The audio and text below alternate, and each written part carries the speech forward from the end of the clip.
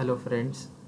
आज हम देखेंगे कि इक्लिप्स के साथ डील कैसे करते हैं। So this is chapter 3 and it is belongs to basic working with the Eclipse. So बहुत सारे डेवलपर्स जो होंगे बिगिनर्स, उनको पता है कि इक्लिप्स जो है वो सबसे बेस्ट है जावा के साथ डील करने के लिए। एक बेस्ट आईडीई है, लेकिन इस इंटीग्रेटेड डेवलपमेंट एनवायरनमेंट के बारे में हमें सबसे पहले पता होना चाहिए। कोई भी लैंग्वेज जब भी हम पढ़ते हैं तो उसके एडिटर के बारे में हमें पता होना चाहिए, ताकि यही हमें हेल्प करेगा पूरे कोड को अच्छे से लिखने के लिए। सो आज हम देखेंगे कि बेसिकली इक्लिप्स के साथ कैसे डील करते हैं। तो हमने सेकेंड चैप्टर में देखा था कि इक्लिप्स को इंस्टॉल कैसे करते हैं। तो जैसे ही मैंने यहाँ पे इक्लिप्स इंस्टॉल करके रखा है, तो ये इक्लिप्स इंस्टॉलेशन में मैं अभी इसके ऊपर डबल क्लिक करता हूँ तो ये ओपन होगा। तो जैसे ही ये ओपन होगा, ये आपको एक चीज़ पूछेगा, that is your work space. Work space क्या होता है कि जहाँ पे आप आपके जो सारे प्रोग्राम स्टोर करना चाहते हो, तो वो वर्क एरिया आपको पहले ही डिफ़ाइन करके रखना पड़ेगा। तो मैंने यहाँ पे डेस्कटॉप पे ही एक जावा प्रोग्राम करके एक फ़ोल्डर बना के रखा है, जो मैंने यहाँ पे लिंक करके रखा है। आपको अगर आपके हिसाब से कोई ब्राउज़ कर सकते हो आप, और जो भी सी ड्राइव, डी ड्राइव या जितने भी ड्राइव है वहाँ पे आप आपके फ़ोल्डर बना के उसे सिलेक्ट कर सकते हो, ताकि वो फ़ोल्डर में ही आपके सारे रेगुलर प्रोग्राम स्टोर हो जाएंगे। And just simply launch it. तो लॉन्च बटन पे मैंने क्लिक किया। अब ये ओपन होने के लिए हल्का सा टाइम ले सकता है, डिपेंडिंग ऑन द मेमोरी, जो भी आपकी रैम जितनी भी यूटिलाइज़ करते हैं आपका ओएस, उसके हिसाब से है। तो ये हल्का सा टाइम ले सकता है, इट्स लाइक 15 to 20 सेकेंड्स। तो ये इक्लिप्स हमारा ओपन हो चुका है। This is the basic thing. Eclipse जैसे ही ओपन होता है, जनरली वेलकम पेज दिखाता है, तो वेलकम पेज को कट कर दीजिए, ये ऐसा इक्लिप्स ओपन हो जाएगा।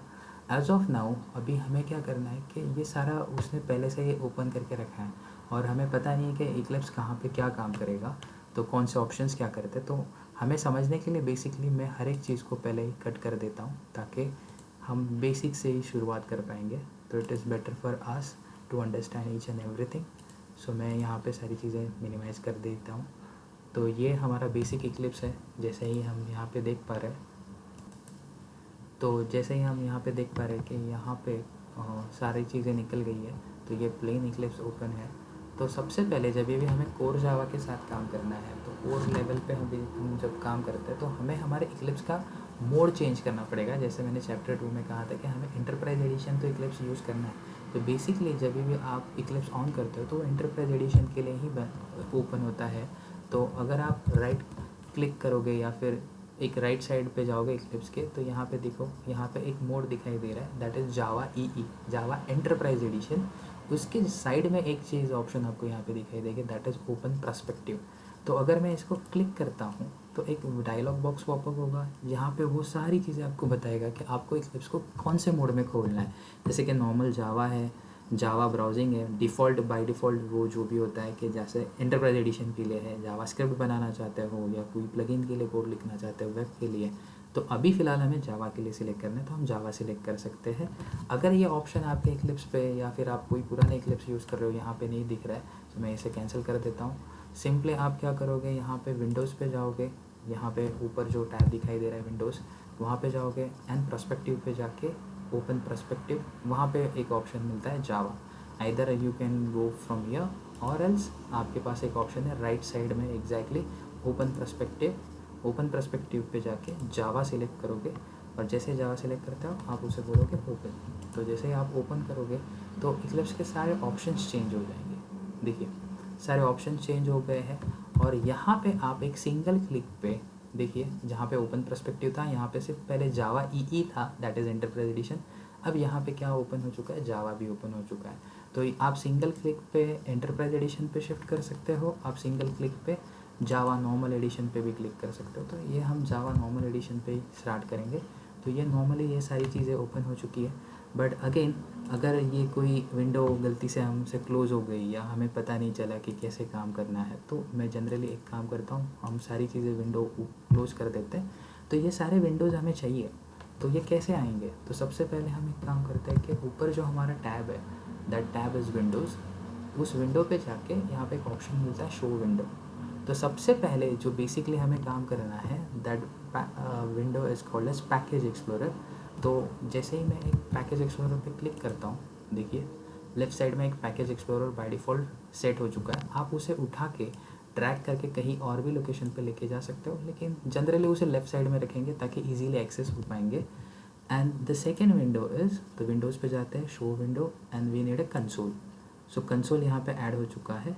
तो कंसोल को हम क्या कर सकते हैं कि उसे खींच के यहाँ पे हम डाउन साइड पे या ऐसे ड्रैग कर दो तो वो कंसोल विंडो आ जाएगी. तो ये जो एरिया आपको दिखाई दे रहा है जहाँ पे मेरा माउस मूव हो रहा है, तो ये आपका कोड विंडो है और ये है आपका कंसोल विंडो जहाँ पे आपका आउटपुट दिखाई देगा. And that is your package explorer. तो ये बेसिक चीज़ें हैं. सेम चीज़, विंडो पे जाओ, शो विंडो. आपको कोई और एक चीज़ चाहिए आउटलाइन, तो आप आउटलाइन पे भी जा सकते हो. तो बेसिकली आउटलाइन क्या करता है कि जैसे जैसे आपका कोड बढ़ते जाएगा, नंबर ऑफ़ वेरिएबल्स बढ़ेंगे, क्लासेस बढ़ेंगे, तो उनकी सारी हायरार्की वो यहाँ पे डिफाइन कर पाएगा. So it is very easier for us to find out particular variable. तो वो आउटलाइन विंडो हमें हेल्प करेगी. तो उसे फ़िलहाल हमने कोई कोड लिखा नहीं है तो मैं उसे कट कर देता हूँ. अब आते हैं हम पैकेज एक्सप्लोरर पे. तो बेसिकली पैकेज एक्सप्लोरर क्या है कि मुझे मेरे प्रोजेक्ट को बनाना है, तो कोई नए प्रोजेक्ट बनाने हैं या कोई पुराने प्रोजेक्ट में ऐड करना है कुछ डेटा, फाइल्स बनाने हैं, तो it is like indexing of my project.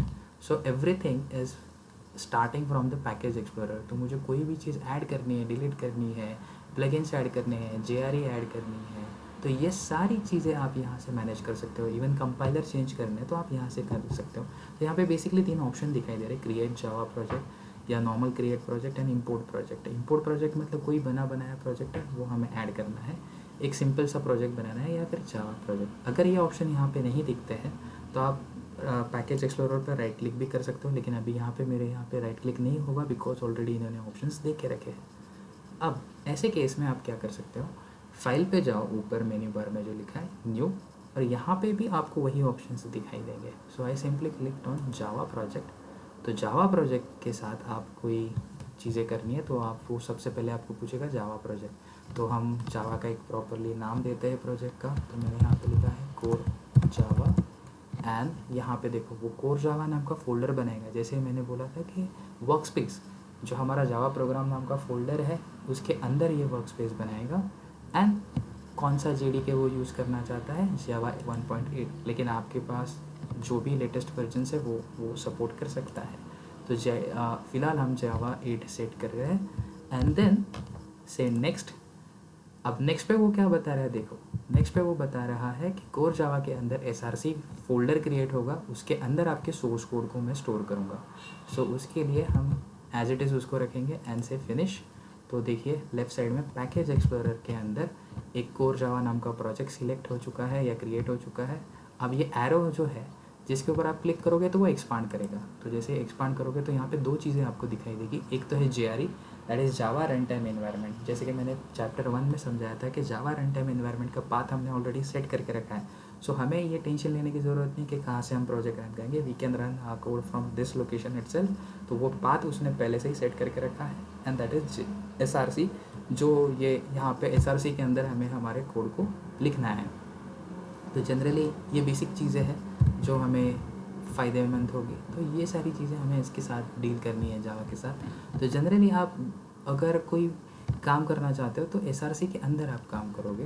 But ये बाकी की सारी चीज़ें जो है कि SRC के साथ कैसे काम करना है या फिर आगे की प्रोडक्ट कैसे बनानी है, तो ये हम अगले चैप्टर में देखेंगे. Till then, good bye.